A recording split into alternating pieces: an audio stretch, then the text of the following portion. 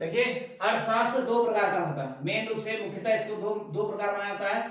एक व्यष्टि व्यष्टि अर्थशास्त्र और एक समष्टि अर्थशास्त्र। समष्टि अर्थशास्त्र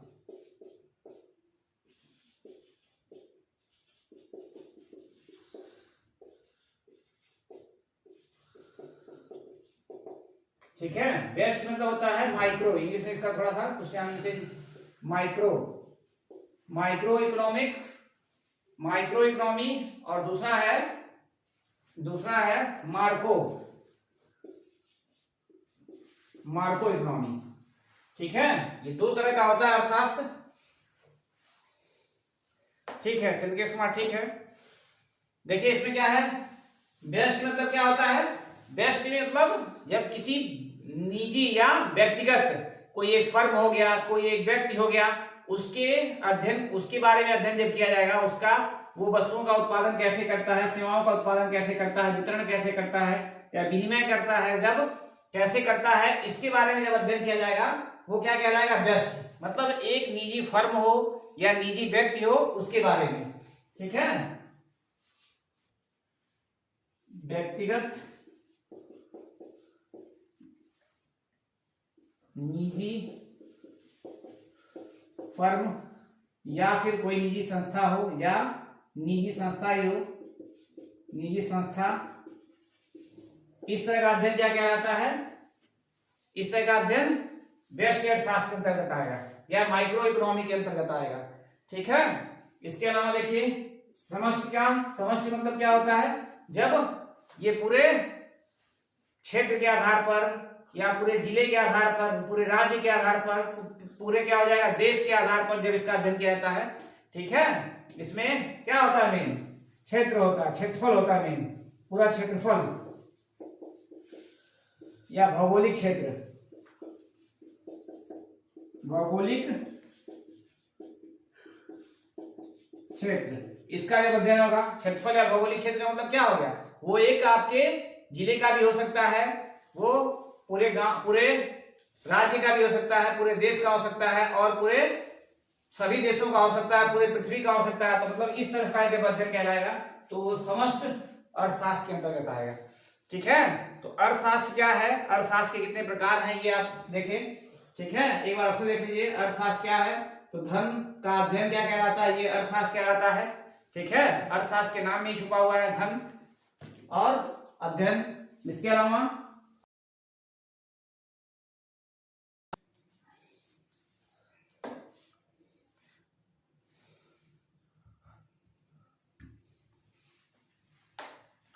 ये अर्थशास्त्र कहलाता है। और अर्थशास्त्र के प्रकार कितने होते हैं, देखिए शुरू में टॉपिक लिखा गया अर्थशास्त्र का प्रकार, तो अर्थशास्त्र के कितने प्रकार हैं, तो अर्थशास्त्र के कितने प्रकार हैं, दो प्रकार हैं।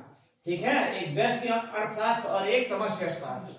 समष्टि अर्थशास्त्र व्यष्टि में क्या होता है, जब किसी निजी, ये खटकोड़ वाला सा कर लीजिएगा, व्यष्टि में क्या होता है, किसी निजी व्यक्ति का या फर्म का जब अध्ययन किया जाता है या संस्था का अध्ययन किया जाता है तो वो व्यष्टि व्यक्तिगत स्तर पे हो गया।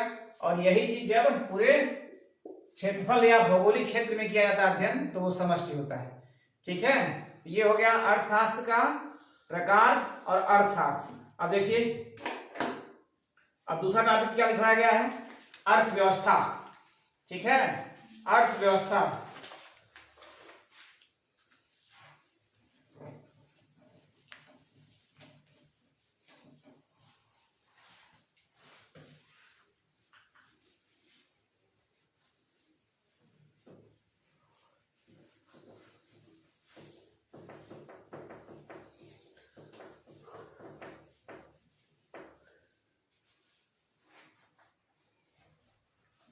अर्थव्यवस्था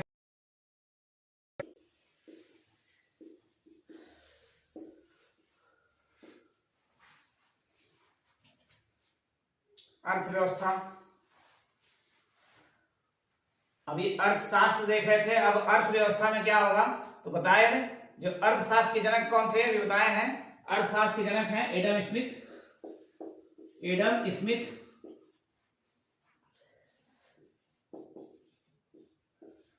ठीक है। इन्होंने बताया था कि कोई भी विज्ञान जो क्या करता है, जो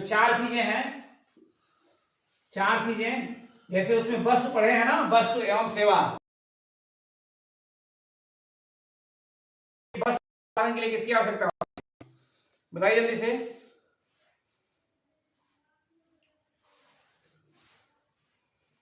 बताइए जी, किसी वस्तु के उत्पादन के लिए किसकी आवश्यकता होती है? बताइए जल्दी सब लोग। कोई भी वस्तु है उसके उत्पादन के लिए किसकी आवश्यकता होती है?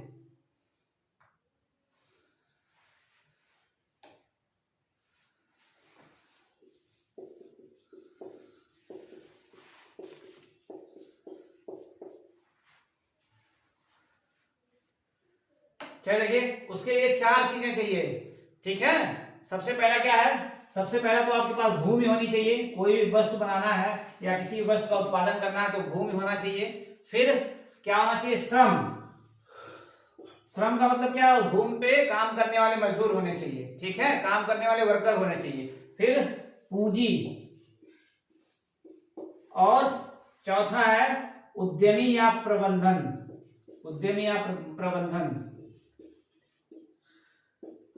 ठीक है। किसी वस्तु का निर्माण कर रहे हैं, जो अर्थशास्त्र के अंतर्गत आप देखें वस्तु और सेवा, तो कोई भी वस्तु अगर आप उत्पादित कर रहे हैं उसके लिए ये चार बेसिक चीजें हैं। आपका वस्तु के उत्पादन के लिए चार बेसिक चीजें चाहिए: भूमि, श्रम, पूंजी और उद्यम या प्रबंधन। उद्यम या प्रबंधन का मतलब क्या होता है? उसको देखभाल करने वाला। जैसे एक मालिक कहा जाता है, कोई मालिक फैक्ट्री लगा रहा है तो उसको सबसे पहले क्या है? जमीन चाहिए, वहां पे वो फैक्ट्री बैठाएगा, उसमें मशीनें लाएगा। ठीक है। फिर श्रम, ठीक है, श्रम मतलब वहां पे काम करने वाले लोग हो जाएंगे। और पूंजी, जो पूरी फैक्ट्री बनवा रहा है उसमें जो पूंजी लगी हुई है और उसमें निवेश कर रहा है। और उद्यम मतलब वो खुद व्यक्ति। ठीक है। तो ये चार चीजें चाहिए। तो एडम स्मिथ ने कहा था इन चारों चीजों का जो अध्ययन कहलाता है वही क्या होता है? अर्थव्यवस्था। ठीक है। इसी का अध्ययन अर्थव्यवस्था कहलाता है। मतलब क्या है? उस अर्थ की कैसे कैसे व्यवस्था की जाएगी इसके बारे में इसने बताया था। वो हो जाएगा आपका अर्थव्यवस्था। ठीक है, अर्थव्यवस्था हो जाएगा।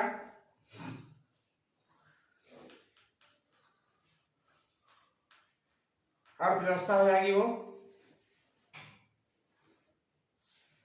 ठीक है। फिर से वजह से देखिए, किसी वस्तु के उत्पादन के लिए जो भूमि, श्रम, पूंजी और उद्यम या प्रबंधन चाहिए वही क्या है? अर्थशास्त्र के अर्थव्यवस्था के अंतर्गत आएगा। इसी का अध्ययन अर्थव्यवस्था के अंतर्गत आएगा। ठीक है।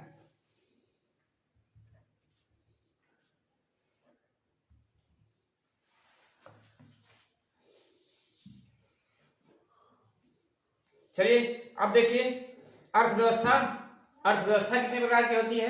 अर्थव्यवस्था का प्रकार बताइए सब लोग। अर्थव्यवस्था के प्रकार।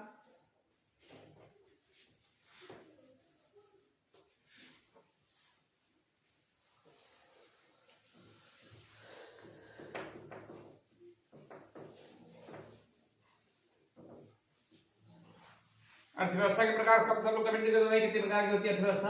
अर्थव्यवस्था के प्रकार। अर्थव्यवस्था के प्रकार बताइए सब लोग।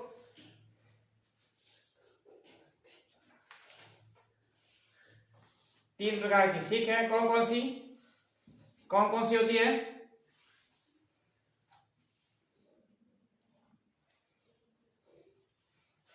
कौन कौन सी होती है धर्मपाल? ठीक है, तीन प्रकार की। कौन कौन सी?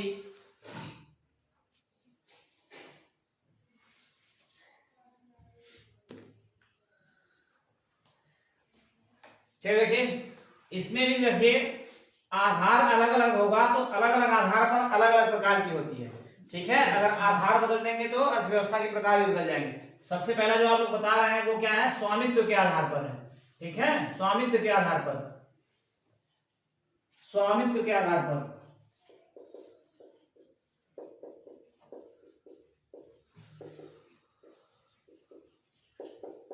स्वामित्व के आधार पर।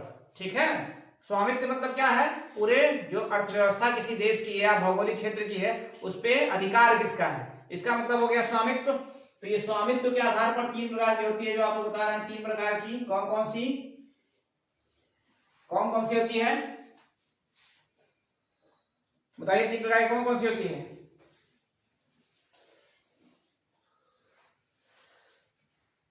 और किस पे स्वामित्व, एक चीज और देख लीजिए, किस पे स्वामित्व रहेगा, तो ये उत्पादन के साधनों पर स्वामित्व के आधार पर, उत्पादन के साधनों पर, ठीक है।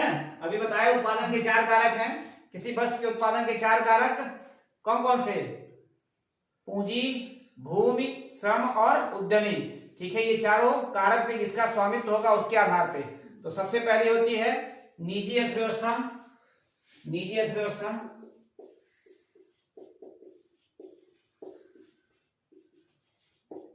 दूसरी होती है समाजवादी अर्थव्यवस्था,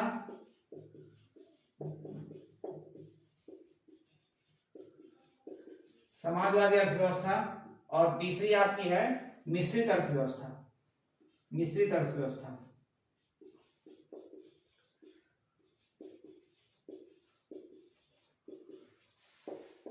ये निजी या इसी को पूंजीवादी लिखा जाता है, पूंजीवादी,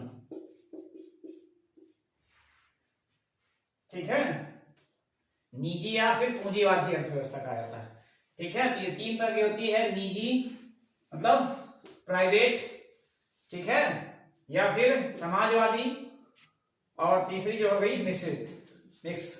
ये 3 प्रकार की होती है, किसके आधार पे, उत्पादन के साधनों के आधार पर। अभी एक एक के बारे में नीचे में थोड़ा बताया जाएगा। अब देखिए एक और अलग आधार है इसका, एक और आधार है जिससे अर्थव्यवस्था को अलग अलग बांटा जाता है।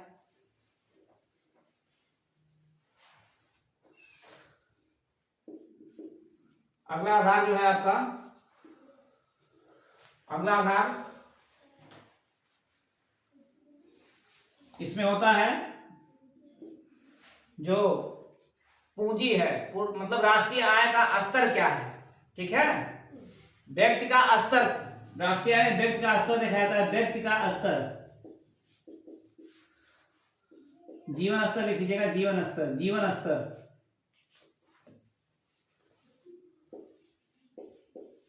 जीवन स्तर। अब जीवन स्तर में आपका कैसे पता चलेगा किसी देश के व्यक्ति के जीवन स्तर क्या है, तो वो प्रति व्यक्ति आय से, ठीक है, राष्ट्रीय आय प्रति व्यक्ति आय, ठीक है, उस देश में स्वास्थ्य की सुविधा क्या है, ठीक है, और लोगों की जो प्राथमिक बुनियादी जरूरतें होती हैं उसकी व्यवस्था क्या है, इसके आधार पर इसको निकाला जाता है।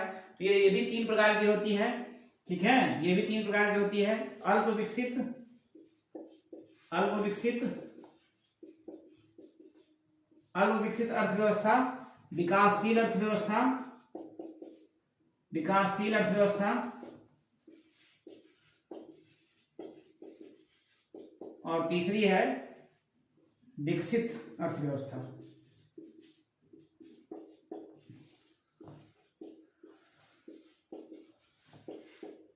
विकसित अर्थव्यवस्था, ठीक है, व्यक्ति के जीवन स्तर के आधार पर, जीवन स्तर में क्या क्या चीजें शामिल होती हैं वही ब्रैकेट में लिख लीजिए। ये राष्ट्रीय आय भी होती है, राष्ट्रीय आय, प्रति व्यक्ति आय, ठीक है, इसके अलावा स्वास्थ्य, शिक्षा आदि जो है, रोटी कपड़ा मकान जिसको बोला जाता है, ये सब चीजें शामिल होती हैं इसमें। इसके आधार पर भी 3 प्रकार की अर्थव्यवस्था होती है, विकसित, अल्प विकसित, विकासशील और विकसित अर्थव्यवस्था। ये 3 तरह की अर्थव्यवस्था होती है, ठीक है। और एक और आधार है, एक और आधार लिख लीजिए, फिर एक एक के बारे में थोड़ा डिटेल से।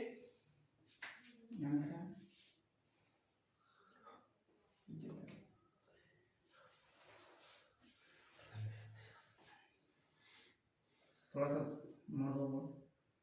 यहां देखिए, एक है क्षेत्र की भागीदारी, क्षेत्र की भागीदारी,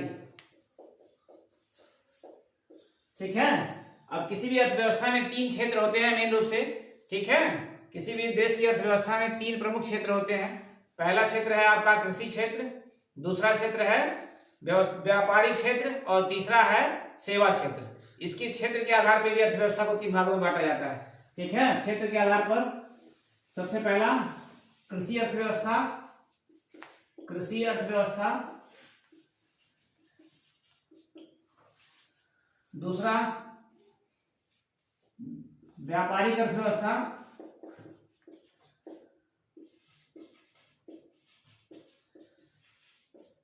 और तीसरा है आपका सेवा, सेवा क्षेत्र की अर्थव्यवस्था।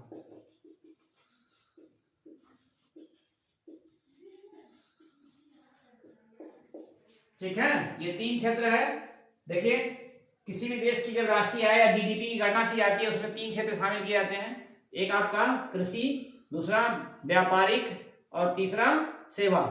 ठीक है, तो जिस देश की अर्थव्यवस्था में कृषि की हिस्सेदारी, जिस देश की अर्थव्यवस्था में कृषि की हिस्सेदारी 50% से ज्यादा होती है, 50% से ज्यादा होती है, तो उस तरह की अर्थव्यवस्था को कृषि अर्थव्यवस्था कहा जाता है। ठीक है, जिस देश की अर्थव्यवस्था में व्यावसायिक व्यापार वगैरह, ठीक है, ये 50% ज्यादा होगा तो उसको व्यापारिक अर्थव्यवस्था कहा जाएगा। और जिस देश की अर्थव्यवस्था में सेवा क्षेत्र ज्यादा होगा, सेवा का मतलब क्या होता है, सेवा का मतलब क्या है, सेवा का मतलब होता है कि जो सरकार हमको सेवा दे रही है उसके बदले जो टैक्स दे रही है। ठीक है, जैसे सड़क बनवा के देना और एयरपोर्ट बनवा के देना, रेलवे हो गया, ये सब सारी चीजें हैं, तो उसके बदले जो सरकार टैक्स दे रही, तो इसमें जिस देश की सेवा क्षेत्र की व्यवस्था ज्यादा होगी उसको क्या कहा जाएगा, 50% ज्यादा रहेगी, सेवा क्षेत्र की अर्थव्यवस्था कहा जाएगा। ठीक है, तो फिर से देखिए एक बार, ये 3 अलग अलग आधार पर अर्थव्यवस्था, 3 अलग अलग आधार पर 3 प्रकार की तीनों होती है। ठीक है, एक स्वामित्व उत्पादन के साधनों पर, स्वामित्व के आधार पर, तो जिसमें क्या होगा, निजी क्षेत्र या की भागीदारी ज्यादा होगी वो निजी अर्थव्यवस्था हो जाएगी। जिसमें उत्पादन के साधनों पर पूरे समाज का अधिकार होगा, पूरे लोगों का अधिकार होगा, वो क्या हो जाएगी, समाजवादी अर्थव्यवस्था हो जाएगी। और जिसमें दोनों का अस्तित्व रहेगा, मिश्रित हो जाएगी। इसी तरह से प्रति व्यक्ति आय के आधार पर निकाला जाता है, जीवन स्तर के आधार पर निकाला जाता है, तो अल्प विकसित, विकासशील और विकसित। ठीक है, ये 3 प्रकार की हो गई। और तीसरी जो है क्षेत्र के भागीदारी के आधार पर निकाला जाता है, तो कृषि अर्थव्यवस्था, व्यापारिक अर्थव्यवस्था और सेवा क्षेत्र की अर्थव्यवस्था। ये हो गया कुल अलग अलग आधार पर अलग अलग। अब थोड़ा थोड़ा सबको डिटेल में देखिएगा। चलिए स्क्रीन शॉट ले लीजिए सब लोग।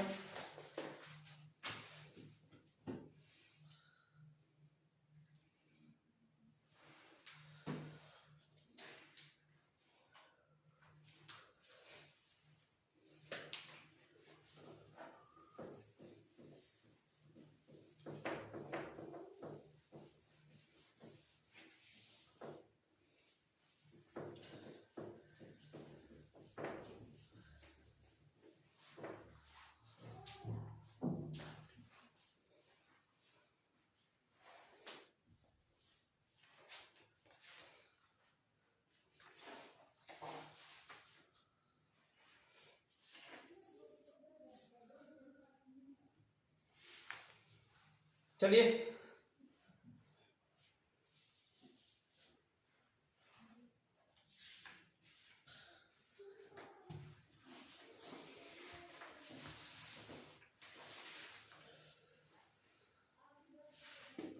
देखिए, सबसे पहले जो है निजी क्षेत्र की अर्थव्यवस्था देख लीजिए।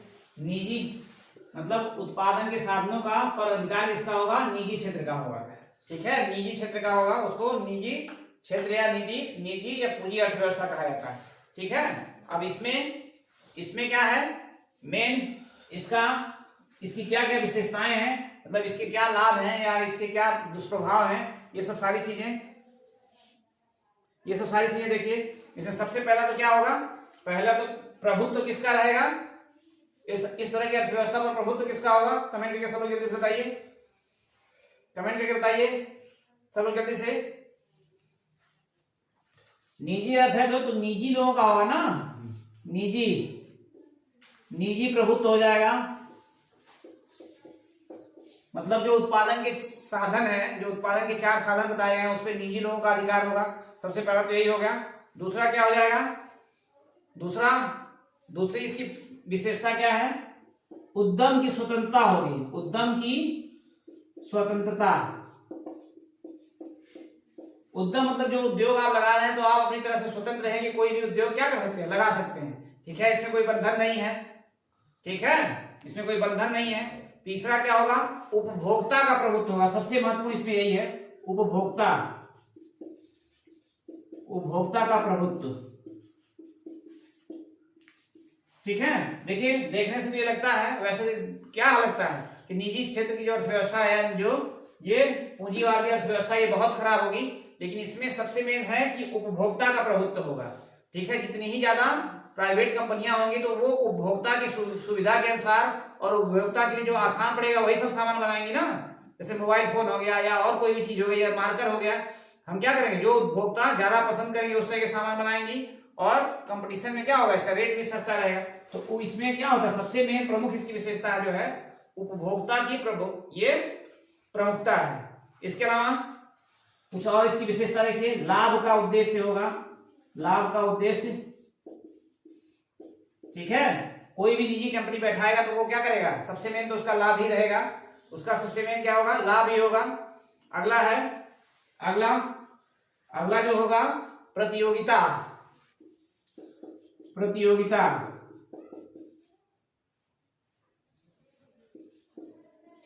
प्रतियोगिता का मतलब हो गया कि इस तरह की जो व्यवस्था होगी, ठीक है, उसमें क्या रहेगा, ज्यादा से ज्यादा प्रतियोगिता या प्रतिस्पर्धा। ये कई बार परीक्षाओं में आया हुआ है, प्रतियोगिता या प्रतिस्पर्धा किस तरह की अर्थव्यवस्था का विशेष गुण है या मुख्य गुण है।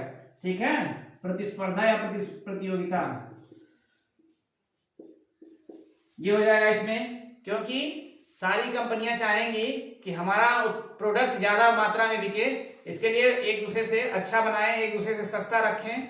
ये होगा आपका एक दूसरे से अच्छा या सस्ता।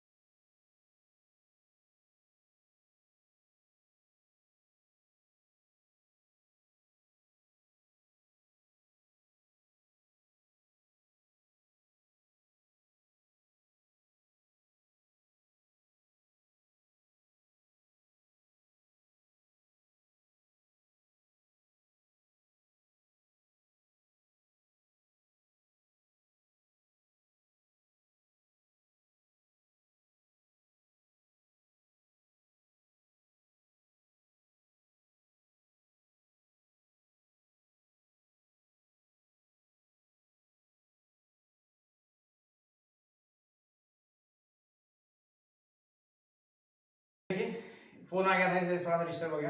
चलिए देखिए क्या बता रहे थे, प्रतियोगिता या प्रतिस्पर्धा, इसकी महत्वपूर्ण विशेषता हो जाएगी। अगला है, अगला जो महत्वपूर्ण गुण इसका होगा वो हो जाएगा आपका सरकारी हस्तक्षेप का अभाव। मतलब सरकार क्या करेगी, इस तरह के क्षेत्रों में हस्तक्षेप नहीं करती है, तो सरकारी हस्तक्षेप का अभाव।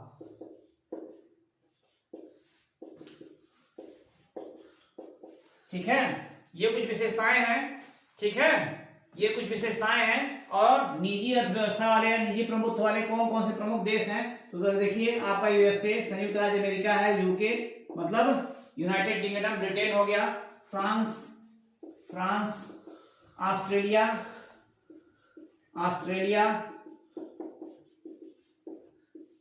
ये सब क्या है, आदि जो है ये निजी प्रभुत्व वाले देश हैं। ठीक है, निजी अर्थव्यवस्था वाले देश हैं। क्यों, क्योंकि यहाँ पे क्या है, यहाँ पे इन लोग का ऐसा स्ट्रक्चर है, ठीक है, ढांचा है, जिसकी वजह से ये अर्थव्यवस्था यहाँ पे बहुत ज्यादा सफल है, बहुत ज्यादा सफल है। फिर से देख लीजिए एक बार, देख लीजिए, निजी स्वामित्व वाले में क्या होगा, निजी प्रभुत्व, निजी अर्थव्यवस्था या पूंजीवादी अर्थव्यवस्था में क्या होगा, निजी प्रभुत्व होगा, निजी लोगों का। फिर उद्यम की स्वतंत्रता होगी, कोई भी उद्यम कर सकते हैं। उपभोक्ता का प्रभुत्व होगा, लाभ का उद्देश्य रहेगा, प्रतियोगिता या प्रतिस्पर्धा इसकी मेन विशेषता होती है, और सरकारी हस्तक्षेप का अभाव रहेगा। ठीक है, इस तरह की अर्थव्यवस्था हो जाएगी ये, इस तरह की अर्थव्यवस्था ये हो जाएगी। अब दूसरी देखिए, दूसरी जो अर्थव्यवस्था है समाजवादी, समाजवादी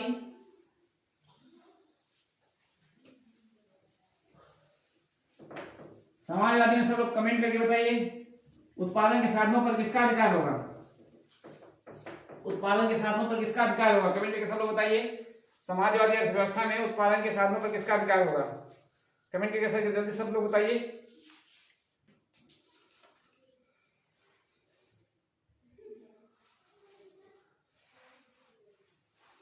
सरकार का, ठीक है।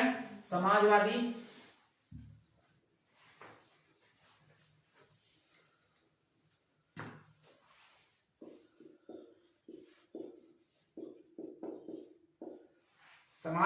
या इसी को कहा जाता है केंद्रीय नियोजित अर्थव्यवस्था। केंद्रीय नियोजित अर्थव्यवस्था।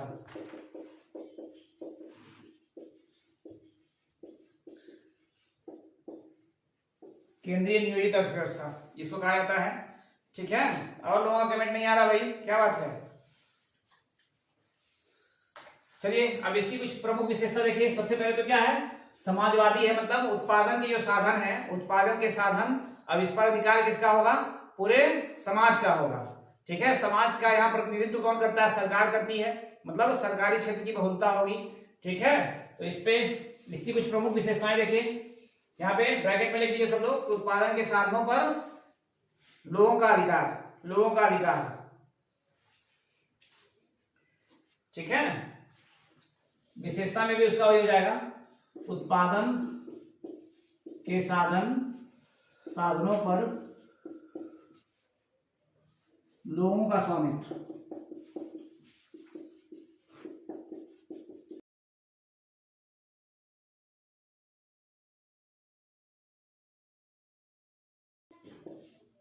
समाज कल्याण का उद्देश्य हो जाएगा प्रतियोगिता या प्रतिस्पर्धा का अभाव, प्रतिस्पर्धा का अभाव,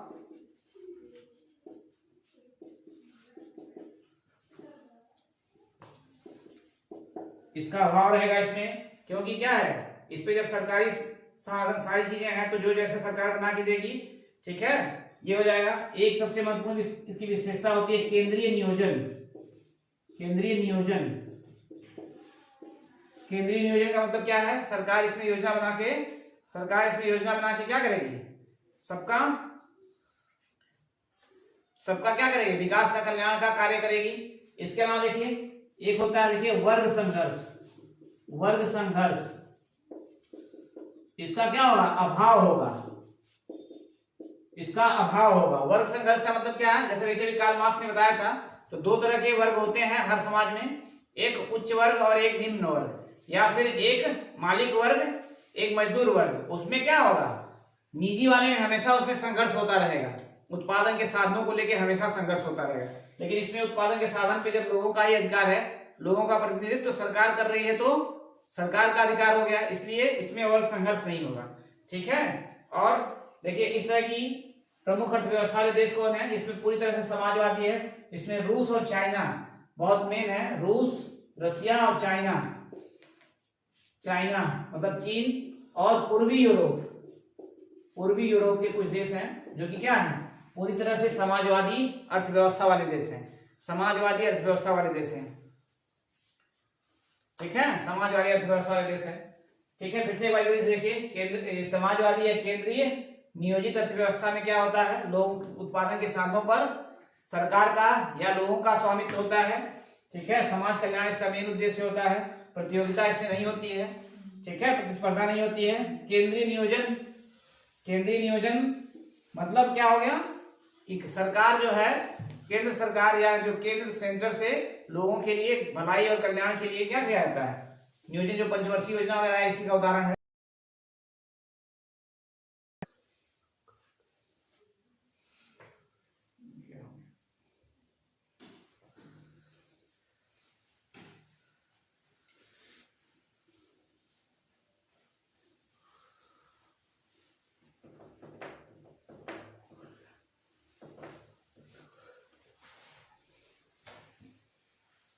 तीसरा है मिश्रित अर्थव्यवस्था। मिश्रित अर्थव्यवस्था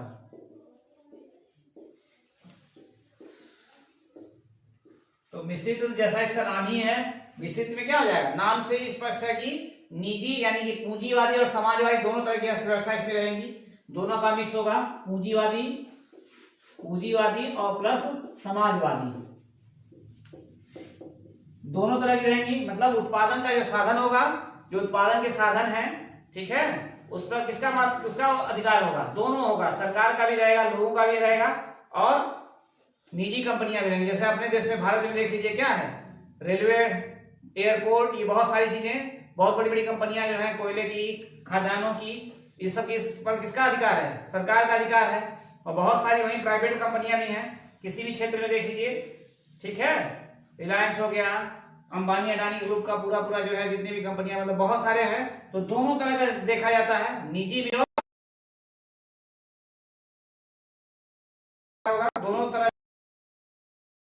दोनों तरह के क्षेत्र लिख लीजिए, इसमें शामिल रहेगा, शामिल, दोनों तरह का क्षेत्र शामिल। फिर इसमें एक चीज होता है कि व्यक्तिगत स्वतंत्रता होती है आपकी, व्यक्तिगत स्वतंत्रता। यहाँ पे व्यक्तिगत स्वतंत्रता का मतलब क्या हो गया? व्यक्तिगत स्वतंत्रता का मतलब आप स्वतंत्र हैं कि आप निजी क्षेत्र में भी जा सकते हैं, निजी क्षेत्र में भी कारोबार कर सकते हैं और अपना खुद का भी कारोबार कर सकते हैं, ठीक है। इसके अलावा इसमें भी एक होता है कीमत प्रणाली। कीमत प्रणाली, कीमत प्रणाली का मतलब है ये कीमत का निर्धारण। देखिए इसमें कीमत प्रणाली मेन है। देखिए बहुत सारी निजी कंपनियां भी हैं और सरकारी कंपनियां भी हैं, तो उसमें एक सामंजस्य बैठाना पड़ता है। अब ऐसा नहीं है कि निजी कंपनी किसी चीज का रेट बहुत ज्यादा रखे और सरकार बहुत कम रखे, या सरकारी क्षेत्र की कीमत, वस्तुओं का कीमत बहुत ज्यादा है और निजी का बहुत कम है, तो ऐसा नहीं, तो कीमत प्रणाली निर्धारित की जाती है, ठीक है। तो ये कीमत प्रणाली, इसमें मेन इसका आपका मेन जो कहा जाएगा विशेषता, उसमें से एक हो जाएगा, ठीक है। इसके अलावा आर्थिक नियोजन, ये भी है इसका आर्थिक नियोजन। आर्थिक नियोजन, आर्थिक नियोजन का मतलब है कि पूरी जो अर्थव्यवस्था का जो मेन क्या है, लोगों के समाज कल्याण के लिए, तो सरकार और निजी क्षेत्र दोनों मिलकर उस पर योजना बना के कार्य करेंगे, ठीक है। ये सब कुछ महत्वपूर्ण विशेषताएं हो गई और इसका सबसे बड़ा एग्जाम्पल आपका भारत है। भारतीय अर्थव्यवस्था स्वामित्व के आधार पर कैसी है? मिश्रित अर्थव्यवस्था है, मिश्रित अर्थव्यवस्था है, ठीक है। चलिए ये हो गया आपका, ये क्या हो गया? ये स्वामित्व के आधार पर हुआ, ठीक है। स्वामित्व के आधार पर तीन तरह की अर्थव्यवस्था जो आपकी थी, पूंजीवादी, समाजवादी और मिश्रित अर्थव्यवस्था, ये हो गई। अब इसके बाद जो देखा जाएगा उसके आधार पर, जीवन स्तर के आधार पर कौन कौन सी जो तीन प्रकार थे, अल्प विकसित, विकासशील और विकसित। लेकिन ये नहीं, शाम को अगर नेटवर्क बढ़िया चलेगा तो शाम को फिर क्लास देंगे, नहीं तो फिर अगले संडे को, ठीक है। चलिए सभी को तब तक गुड मॉर्निंग।